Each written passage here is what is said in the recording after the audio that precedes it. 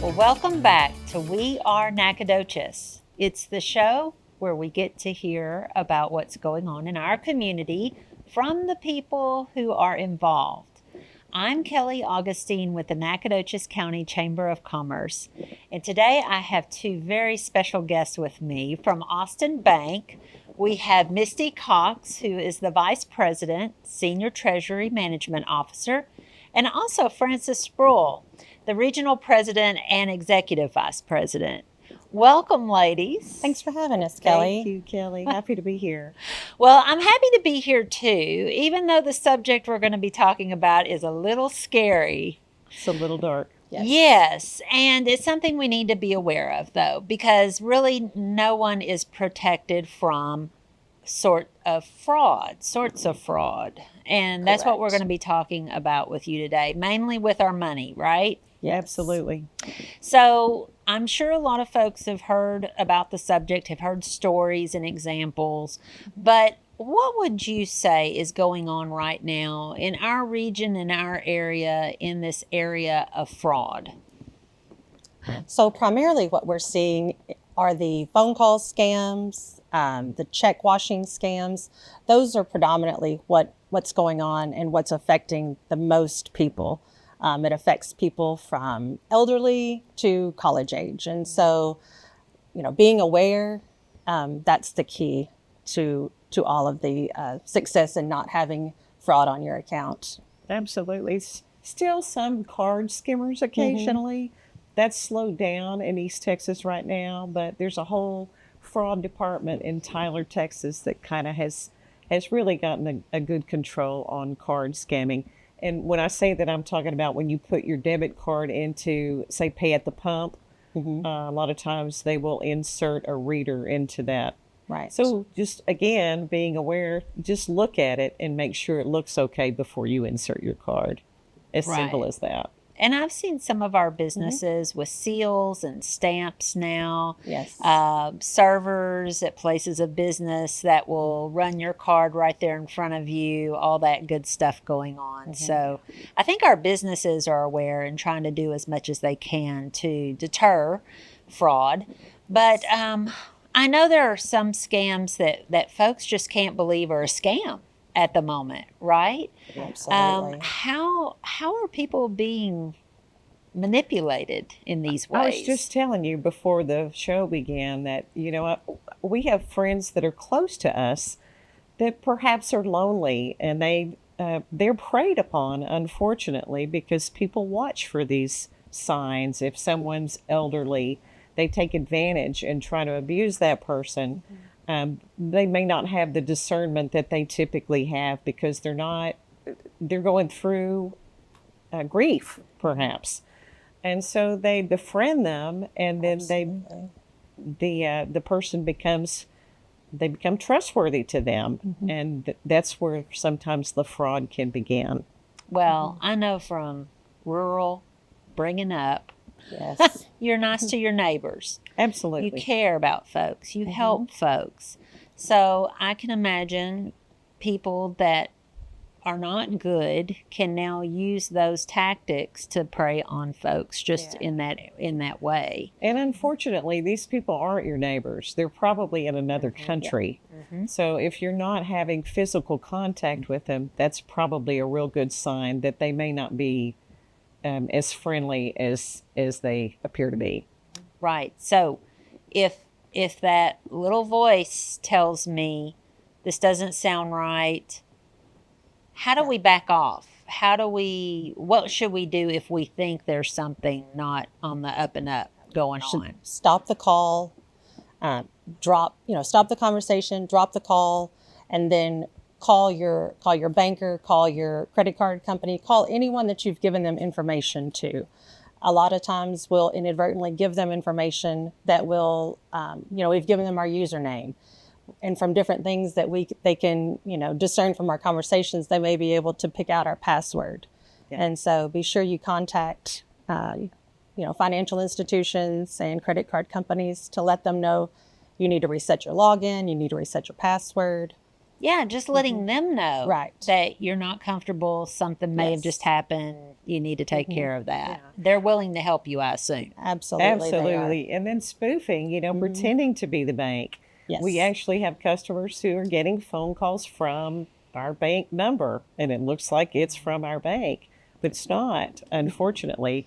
And the bank will never, no community bank is ever going to ask Yeah. you for your information. We're not going to ask you for your login. We're not going to ask you for your password. If those questions are asked, immediately hang up and call your bank. That sounds like a good tip. Yes. So you keep using the word call. Is that how most of this is happening, over the phone, over phone conversations? So phone conversations, if they can spoof the number, they'll send emails. A lot of times they'll do through WhatsApp because it's untraceable. So depending on how advanced the fraudsters are, is how they will contact you. They can spoof text, so they will, try to send you a text. But you can usually determine if it's fraud by the sense of urgency. Everything is very urgent that they need. They're not typically going to just allow you to call them back or check into something. They may tell you that there's a transaction pending, or you have credit card transactions for $8,000, and they're trying to verify it. They need to log in with you to check that. It's always some sort of urgency, and so just stopping the call and calling your banker is going to provide you the best security there. Sounds like Flim Flam has been around forever. They're just finding new ways to do it, right? Yes. Exactly right. And then the banks make it real easy so that you can set up text alerts. So if something's coming through your account, for example, I have one set up on my account. If there's a transaction that's more than $500, I want to know about that. But you can set that limit for whatever you want, and then you automatically get a text so that if someone's stolen the information from your account, your debit card information or whatever that may be, you're going to be alerted immediately if they attempt to use that. And you brought up something with the texting, and I was almost a victim. Yes. I was in my office. I had just taken a road trip around Central Texas, we'll say. Anyway, I get back, and of course, a couple days later, I get a text about something wrong with my text tag or my toll payment or Yes. whatever it was. And I'm talking about it out loud as I'm reading the text, and one of my coworkers said, Don't click that. Right. Exactly. Yeah. That's another real big trick, is just a text to pretending to be, a federal agent or the toll tag company. It's not real, so don't ever click on those, whatever it is. But If it's not someone you know, Yeah. don't click on But them. the the time worked out. in Timing your- was scary. Yeah. Very scary. They're good at it. So, and I know some things, like I said, some of this has been around for a while. Do you still see problems with checks or any kind of written currency? Check fraud is up about 285% since 2020. Wow. So, yes, so check writing has decreased a little bit, but the fraud on checks has increased dramatically. And so they're able to wash the checks, which means they can, change any of the information on there. Just as simple as getting some ingredients from Lowe's. They'll put Scotch tape, the magic tape, over your signature. They'll put it in the solution. All of the information comes off, and they can rewrite the check. And so they can make it out to themselves and then go cash it, and it still has your signature on it. So when the bank checks the signatures match. They're unaware of who you're trying to pay, and so the checks go through. It sounds so terrifying, and it's- maybe we want to alert you, but there are so many ways to keep those things from happening. Yes. The text alert for one. For businesses, we do a fraud review and show you perhaps where your vulnerabilities may be, and that may be in check writing. And if there's a better way to pay that vendor, then we're going to suggest you do that. And for consumers, paying your electric bill through the secure websites is always better than check writing. We mail the checks. We think they're secure. They go to, even if we don't leave them in our mailbox, we take them to the post office. There is one key that works all of the blocked post office boxes in the United States. And so this one key is given to all of the postal workers. So it works all of the postal receptacles, as well as apartment complexes, any building with locked mailboxes. This key works. So the fraudsters are now attacking, 3 or 4 of them will go and attack one postal worker to steal the key. And so that's one way that they're doing it. They're also trying to give the postal workers money in exchange for checks. And, that's happening very rapidly. We've seen instances where that's happened in this area in East Texas. And so we definitely want to be, cognizant of that. Up until probably 4 years ago, there was no tracking on the postal keys. And so they've just now started recording who has them and how many are out. But before then, we have no idea. So you may think it's being sent secure, and it's really not. And it takes them about 10 seconds to open the receptacle and dump all the checks or all the mail into their car and move on to the next.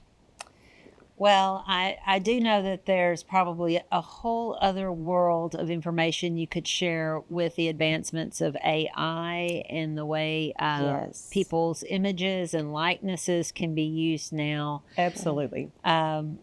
There's a lot that we have to be aware of with our social media, websites, and again, as you mentioned, just the phones that we carry with us every day. Mm-hmm. So how can folks stay on top of the information? How can we keep ourselves safe? Where would people go for more information? You mentioned social media. Every bank has a social media presence, I would say. And we put information out there, fraud tips all the time, and we do that to protect you. So go to your bank's website, go to your bank's social media, and see what's available. And if you call any or drop by any of your community banks, they're going to be happy to give you some fraud tips. Mm-hmm. Well, great tips, Misty, Yes. Francis. Thank you for joining me today and talking about this. Thank you, Definitely. Kelly. And I want to thank you too for joining us today on We Are Nacogdoches. We will see you again soon.